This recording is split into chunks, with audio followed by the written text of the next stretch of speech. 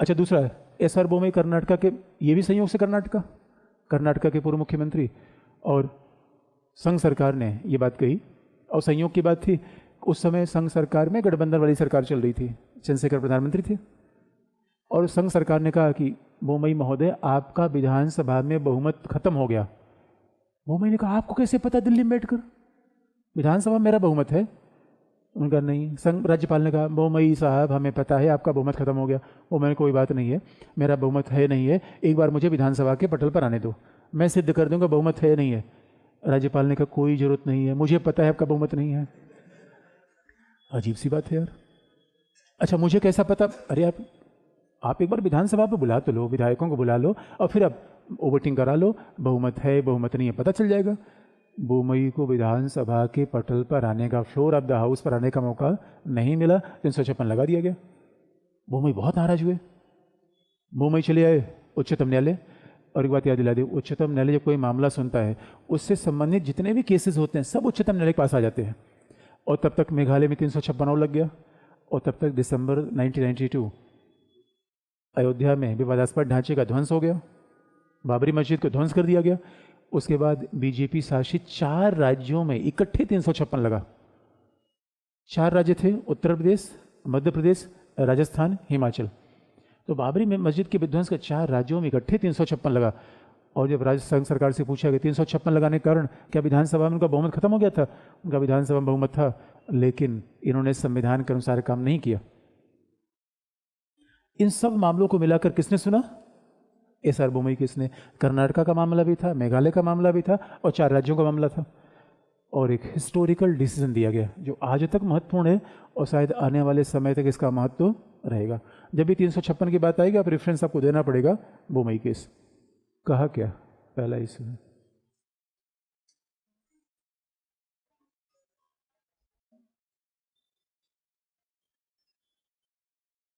उच्चतम न्यायालय ने यह स्पष्ट कर दिया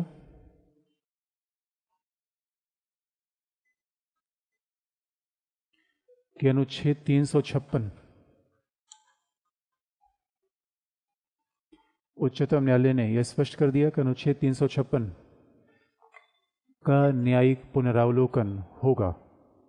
न्यायिक पुनरावलोकन होगा, अंडरलाइन, बहुत बड़ी बात थी, क्योंकि पहले न्यायपालिका इससे मना करती थी।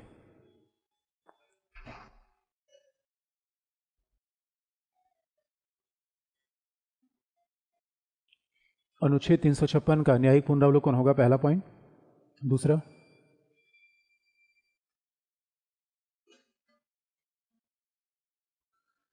उच्चतम न्यायालय ने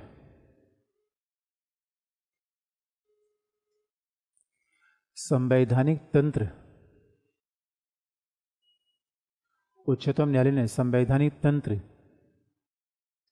की विफलता को परिभाषित करते हुए कहा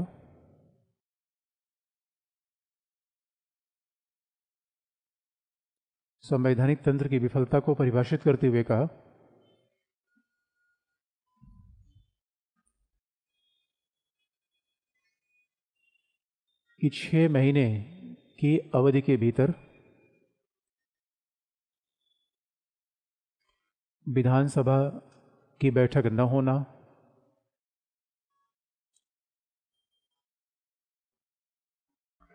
छह महीने की अवधि के भीतर विधानसभा की बैठक न होना,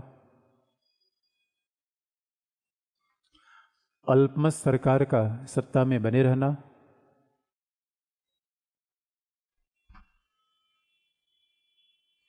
अल्पमत सरकार का सत्ता में बने रहना,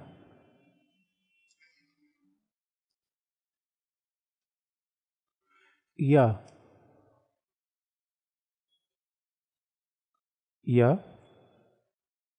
अविश्वास प्रस्ताव में पराजित होने के बाद भी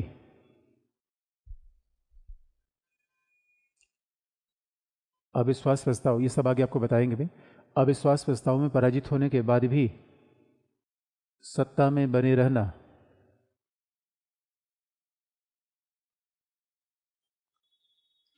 संवैधानिक तंत्र की विफलता है। अविश्वास प्रस्ताव में पराजित हो जाने के बाद भी सत्ता में बने रहना संवैधानिक तंत्र की विफलता है। अगला पॉइंट, न्यायालय ने कहा कि संवैधानिक तंत्र की विफलता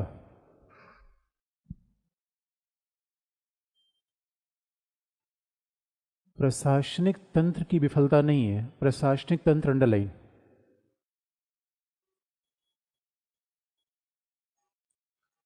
संवैधानिक तंत्र की विफलता प्रशासनिक तंत्र की विफलता नहीं है। इसलिए भ्रष्टाचार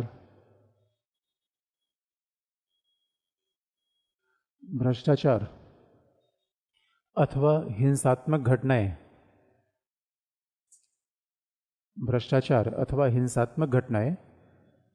प्रशासनिक तंत्र की विफलता के उदाहरण हैं।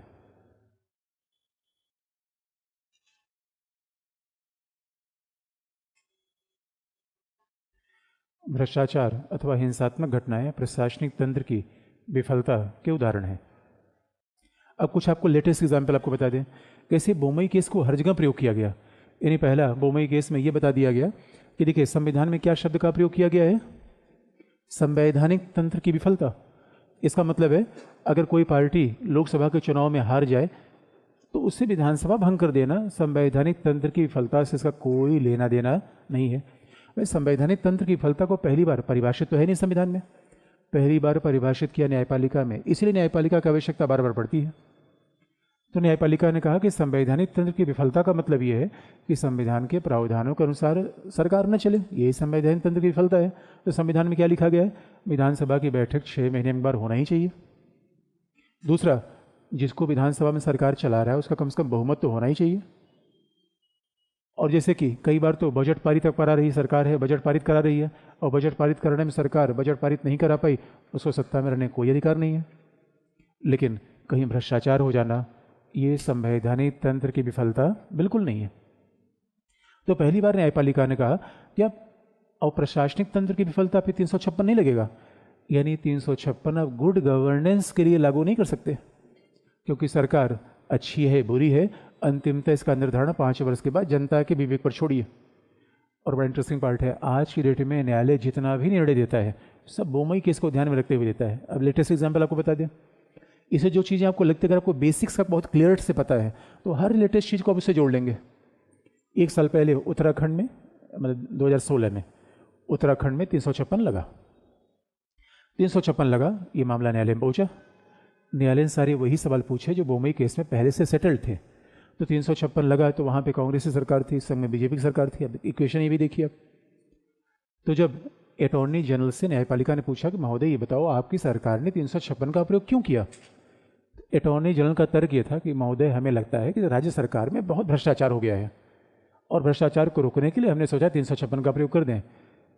न्यायाधीश ने कहा, और वही जस्टिस जोसेफ जिनको उच्चतम न्यायालय में आगे बढ़ाने पर काफ़ी देर तक रोका गया था, उन्हीं का वर्डिंग था। उन्होंने कहा आप ये कह रहे हैं कि आप भ्रष्टाचार के आधार पर 356 लगा रहे हैं। अटॉर्नी जनरल का हाँ लगाए तो इसी आधार पे।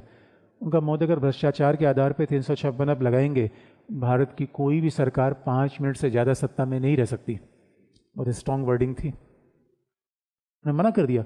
उनका ये बताओ 356 में क्या लिखा है और हमने बोमई केस में पहले क्या कर रखा है, संवैधानिक तंत्र की विफलता हुई या नहीं ये बताओ।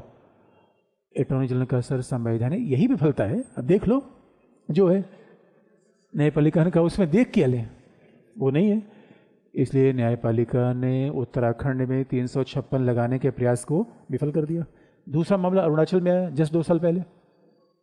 अरुणाचल में इतना क्रिटिकल मामला आया। अच्छा, यद्यप उत्तराखंड सरकार में यद्यप न्यायालय के कई बार निर्णय भी संदेह घेरे में आते हैं, यद्यप उत्तराखंड सरकार में जो वोटिंग चल रही थी, मामला था उत्तराखंड कांग्रेस की सरकार से कई लोग विद्रोह कर गए थे और कांग्रेस पार्टी के लोग ही कह रहे थे कि वोटिंग करवाओ वोटिंग करवाओ। वहाँ बजट पारित हो रहा था, बजट में कहा वोटिंग करवाओ वोटिंग करवाओ। विधानसभा स्पीकर ने कहा वोटिंग नहीं होगी। अगर वोटिंग होती सरकार वहाँ फंसती। लेकिन अब सवाल है कि इस आधार पर आप 356 लगा के आपने गलती की। दूसरा मामला अरुणाचल का गया। अरुणाचल वगैरह देखिए, एक बड़ा इंटरेस्टिंग पार्ट है, हमारे जितने छोटे राज्य हैं वहाँ सरकारें रातों रात बदल जाती हैं। छोटे राज्य के घाटे हैं। अरुणाचल में हर 6 महीने में सरकार बदलती रहती है, गोवा में हर 6 महीने पलटी मार जाएगी क्योंकि 2 विधायक इधर से उधर हुआ, मामला गड़बड़। अरुणाचल प्रदेश में गठबंधन सरकार थी, उसे पता था हम बहुमत खो चुके हैं। राज्यपाल कह रहे थे यार विधानसभा की बैठक में आ जाओ भाई, आ जाओ। उनका 6 महीना हुआ है क्या? 6 महीना हुआ, आ जाएंगे। 6 महीने में 10 दिन बाकी था। और राज्यपाल ने क्या गलती कर दी? राज्यपाल ने विधानसभा की बैठक को 10 दिन पहले बुला लिया, जबकि मुख्यमंत्री कितनी होशियारी की थी, जिस दिन 6 महीने खत्म होने वाला था उसी दिन विधानसभा की बैठक बुला रहा था। उसे पता है जितना लंबा खिंच जाए उतना खिंच जाए। अब उसमें राज्यपाल ने गड़बड़ी क्या कर दी, उनको 10 दिन तक वेट करना चाहिए था, लेकिन ज़्यादा प्रभावशाली बन गया। वो भी राज्यपाल थे, पूर्व आईएएस अधिकारी। 10 दिन पहले बैठक बुला ली, और जब उन्होंने 10 दिन पहले बैठक बुला ली तो मुख्यमंत्री ने क्या किया, विधानसभा में ताला मरवा दिया, कहा आओ बैठक करो। और हिंदुस्तान के इतिहास में शायद पहली बार ऐसा हुआ अरुणाचल प्रदेश की वो बैठक होटल में आयोजित की गई। बैठक होटल में चल रही थी, और उसके बाद संघ सरकार ने 356 लगा दिया।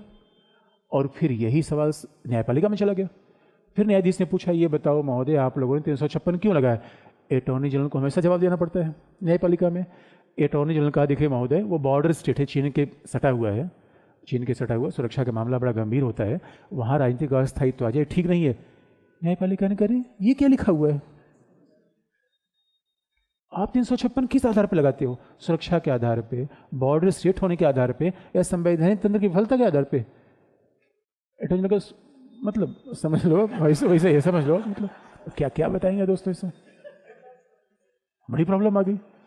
दूसरा फिर पूछा गया, ये बताओ क्यों लगाया, आप यहाँ पे लगाया क्यों? देखो मिथुन, अच्छा अरुणाचल में मिथुन एक ऐसा जानवर है जो जैसे गाय जैसा पवित्र माना जाता है, तो मिथुन काट दिया गया था। तो अटॉर्नी जनरल ने कहा कि वहाँ मिथुन विधानसभा के गेट पे काट दिया गया था, हिंसा होने की संभावना थी, हमने 356 लगा दिया। उच्चतम न्यायालय का गलत किया और तुरंत रद्द कर दिया गया। अटॉर्नी जनरल को जब कोई उपाय नहीं बचा तो फिर नाम ले लिया। उन्होंने कहा ऐसा है, देखिए महोदय हमने तो लगा दिया था, राष्ट्रपति ने साइन भी कर दिया है, राष्ट्रपति प्रणब मुखर्जी। और न्यायपालिका ने टिप्पणी करते हुए कहा कि राष्ट्रपति भी गलती कर सकता है। प्रणब मुखर्जी ने कहा मेरा नाम लपेटने क्या जरूरत थी यार, इसमें बेकार की बात करता है। जरा सोच के देखिए। इसलिए आप याद रखिए, न्यायपालिका यहीं तक नहीं रुकी। अगला पॉइंट,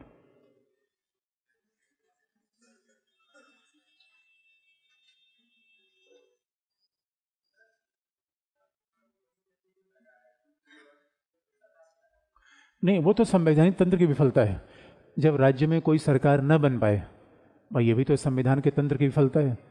राज्य में अब जो सरकार बनेगी, बीजेपी के पास बहुमत है नहीं, और मोदी महबूबा से मिलना नहीं चाहते, कोई चुनाव आने वाला है, पहले दोस्तों मिल गए महबूबा से,